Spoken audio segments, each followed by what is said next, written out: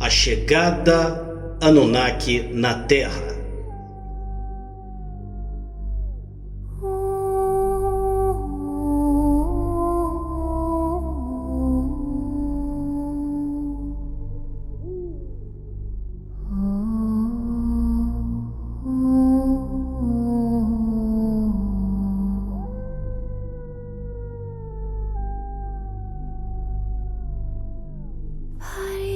No capítulo anterior, vimos como a chamada rebelião de Lúcifer provocou um tremendo terremoto entre as estruturas sociais e administrativa das distintas federações. Foquemos nas federações de Órion e Pleiades, de onde provinham os comandantes que encabeçavam as manifestações pelo sim às deliberações de Lúcifer e, ao mesmo tempo, aproveitar para se libertarem do domínio da grande federação de Alcione. Um desses comandantes de Órion veio reivindicar a Terra, o reptiliano Satã, membro do alto escalão de geneticistas que davam apoio aos projetos genéticos, posto em andamento pelo Conselho Executivo da Luz Divina, comandados por Lúcifer. Satã seguia oferecendo colaboração e boa vizinhança a Lúcifer, mas sem obediência a Alcione. Todas essas deserções enfraqueceram as federações, em especial a Pleiadiana. Assim, em função da evasão das raças que estavam pelo sim ao mandato de Lúcifer e não queriam mais aguardar a decisão de suas federações, o que culminou que pressionaram de uma vez por todas por uma decisão em vez de fato o dano estava feito. Por uma estreita maioria que adotou pelo sim ao mandato de Lúcifer, mas isso longe de ser uma solução, foi alvo de grande desarmonia.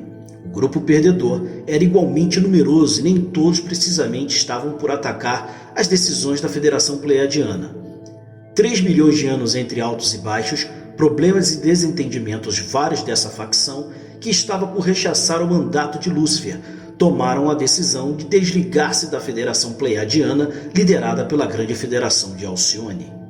Não estavam dispostos a realizar mudanças e queriam seguir com sua sociedade de castas. Eram raças dominantes, orgulhosas e dogmáticas. Nestas épocas, nos enquadraríamos algo em torno de 500 mil anos atrás.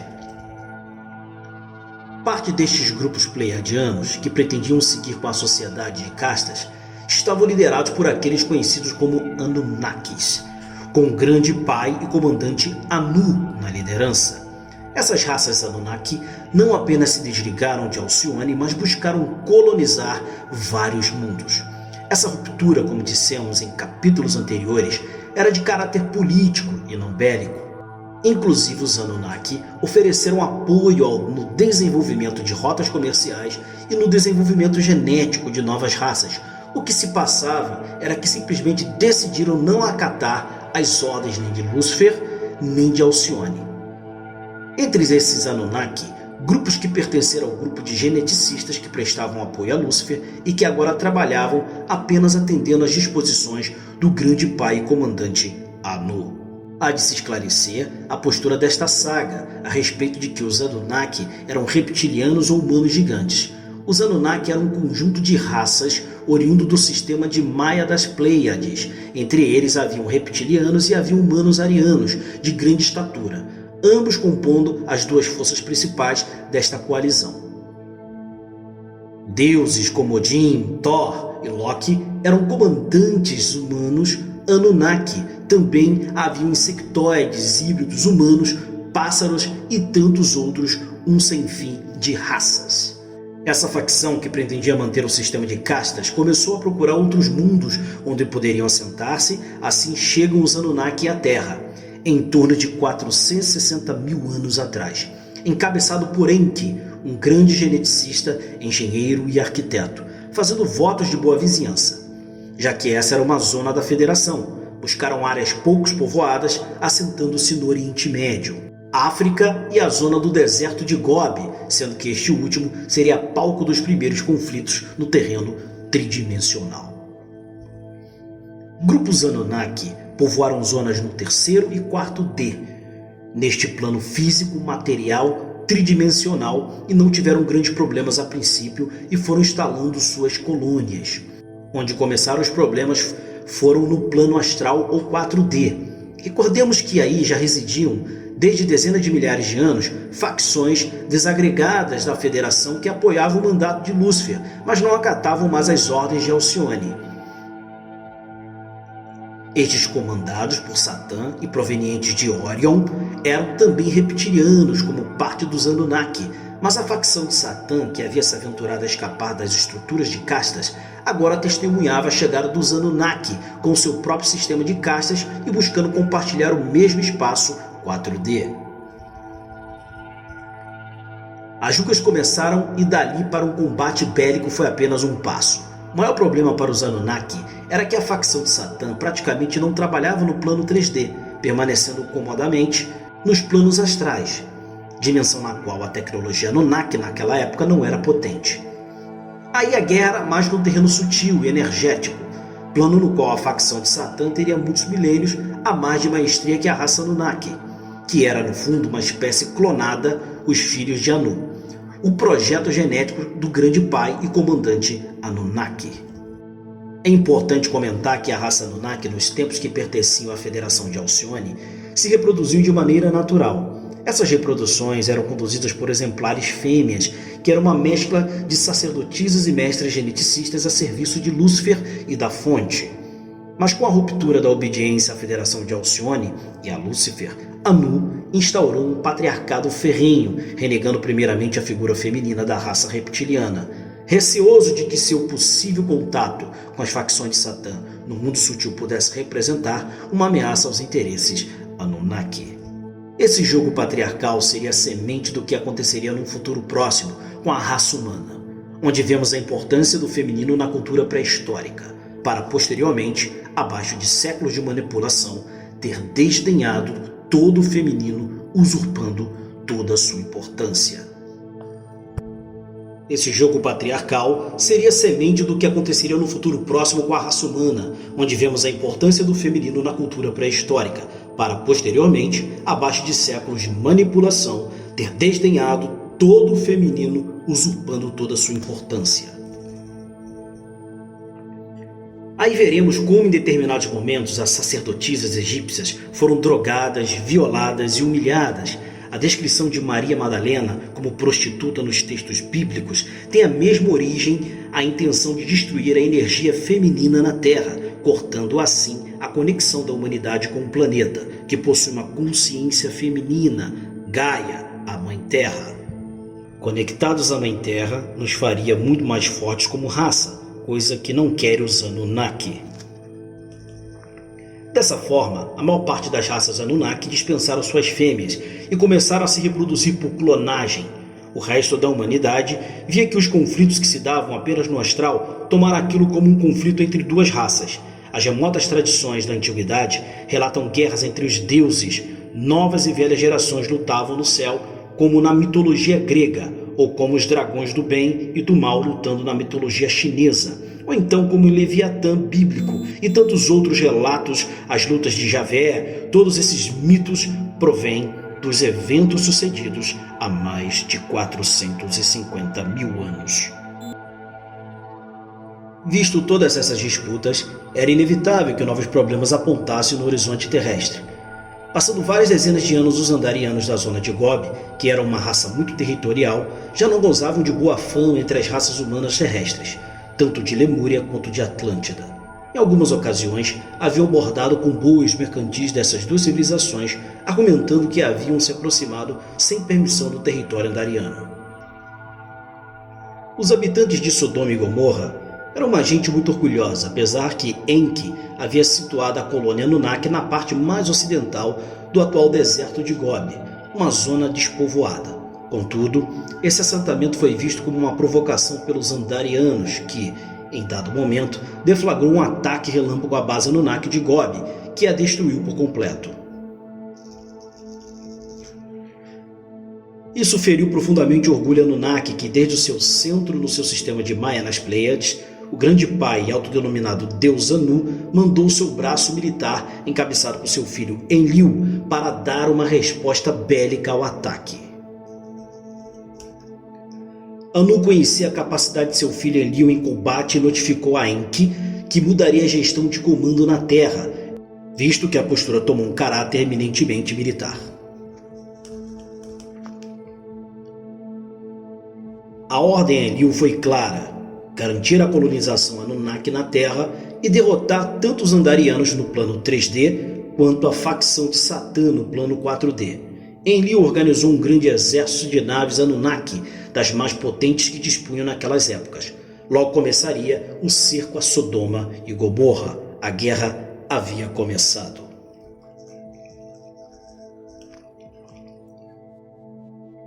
Os Andarianos dispunham também de uma tecnologia potente. Além do mais, naqueles tempos haviam se negativado ao tal extremo que caíram em magia negra e energias muito densas. Esse conjunto de capacidades tecnológicas e energéticas tornava bastante complicado derrotá-los. Se desconhece o desenrolar deste conflito, o que se pode falar é de probabilidades.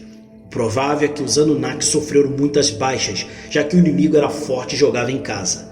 Mas no final, não só por fontes mitológicas e de canalização, mas também por descrições bíblicas de grandes e destrutivas explosões, os Anunnaki conseguiram romper o cerco defensivo e, em um dado momento, impactaram projéteis termonucleares que reduziram ambas as cidades às cinzas, exterminando toda a vida.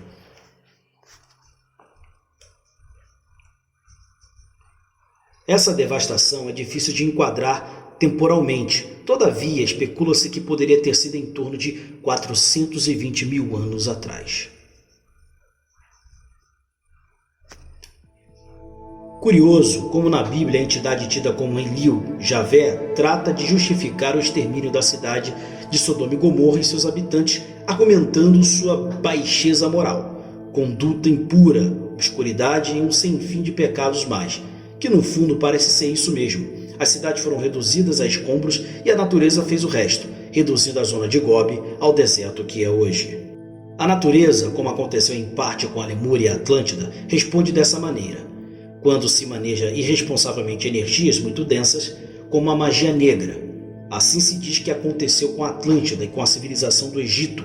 A natureza tratou de virar a página, ocultando-as. Napoleão se empenhou em desenterrar a civilização egípcia. Neste ponto, os canalizadores não entram em acordo se isso é bom ou ruim. Uns dizem que ser a Mãe Terra enterrou porque assim deve ficar, já que desenterrá-los significa reavivar energias que não se deve, visto aquilo que hoje não passa de um cemitério energético. Outros argumentam que o princípio da civilização egípcia foi puro e bem intencionado e que há zonas energéticas positivas em muitos templos egípcios. No terreno das energias entramos num campo de opiniões e as posturas são das mais diversas. As demais raças terrestres ficaram atônitas pela ferocidade do combate, mas tanto em Lemúria como em Atlântida houve parte da sociedade que viu com bons olhos a aniquilação dos Andarianos. Não eram precisamente os vizinhos simpáticos e argumentavam que havia encontrado os Anunnaki uma pedra no seu sapato. Outros opinavam que tudo aquilo era uma grande estupidez. Por sua parte, Enlil, seu pai Anu e todo mundo Anunnaki comemorou a vitória com orgulho. Para Enlil foi como ganhar a coroa de preferido de seu pai e perante todos os Anunnaki, pois passou a ser visto como um herói de guerra. Enlil havia conseguido o que queria, a aniquilação do seu inimigo no plano 3D e enviar uma mensagem clara para qualquer civilização que se atreva a atacar os Anunnaki, que enfrentaria sua fúria em batalha. Contudo, essas coisas não passaram desapercebidas pela Federação. A Terra formava parte de seu âmbito de influência e certos de que esse planeta se considerava a terra de todos. Dessa forma, essa carnificina não poderia ser tolerada em um planeta sagrado Elohim como a Terra, e que esses acontecimentos haviam promovido um novo despencar vibracional no planeta. Assim, o pai Anu foi intimado pela Federação de Alcione a prestar esclarecimentos sobre tal massacre.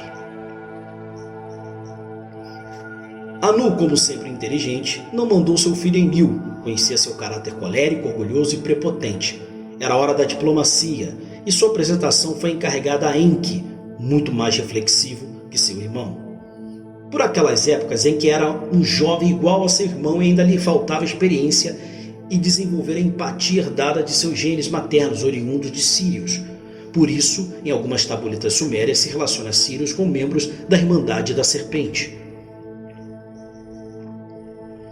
Enki, frio e tranquilo, repetiu o argumento combinado com seu pai, que os Anunnaki chegaram à Terra em missão de paz, buscando zonas despovoadas em respeito às raças ali residentes, e que eles não atacaram, mas sim responderam ao ataque, e aqueles que os acusavam de exterminadores, os Andarianos, haviam exterminado com a colônia Anunnaki de Gobi, e que os Anunnaki não queriam guerra, mas também não a temiam. Reforçaram seu intento de boa vizinhança, ofereceram colaboração no fortalecimento de rotas comerciais e projetos genéticos que beneficiariam a todos, e a verdade é que no fundo tinha razão. Mesmo que a aniquilação total tenha sido uma demonstração de força excessiva, em todo o resto, o argumento Anunnaki era inapelável. Devemos entender que naquelas épocas, os Anunnaki não eram intrinsecamente maus, sim que eram territoriais, orgulhosos e que decidiram por manter o poder de suas castas dominantes. Mas esses pecados também tinham o Império Humano de Sirius e tantas outras civilizações pelo universo. A Federação aceitou a promessa Anunnaki de boa vizinhança e exigiu cessar de todas as hostilidades no plano astral contra o povo de Satã.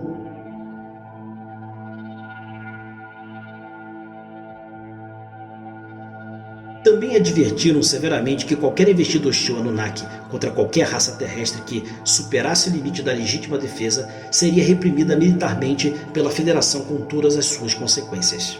Por um lado, os Anunnaki haviam salvado seu projeto terrestre e infundido respeito, por não dizer até temor para possíveis inimigos futuros. Por outro lado, se obrigaram a estabelecer uma relação diplomática com Satã e seus comandantes no plano astral, e cientes de que a advertência mais importante é que tinham que pisar em ovos de agora em diante, já que estavam sob vigilância da Federação de Alcione, e eles eram conhecedores de que a Federação não ameaçava em vão e de que um combate militar contra Alcione era impensável naqueles momentos.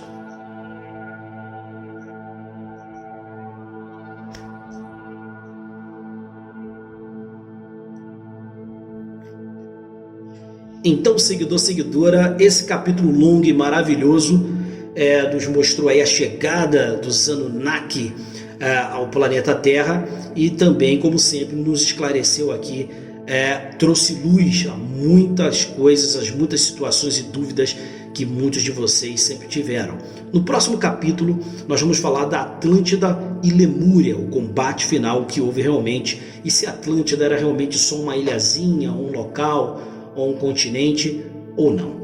Beleza? Então, dá o like, inscreva-se em nosso canal, você que chega agora, não é? E ative o sininho das notificações agora, para receber todas as notificações, para que você, então, em primeiríssima mão, receba no conforto da caixa e-mail o informe aí do próximo capítulo.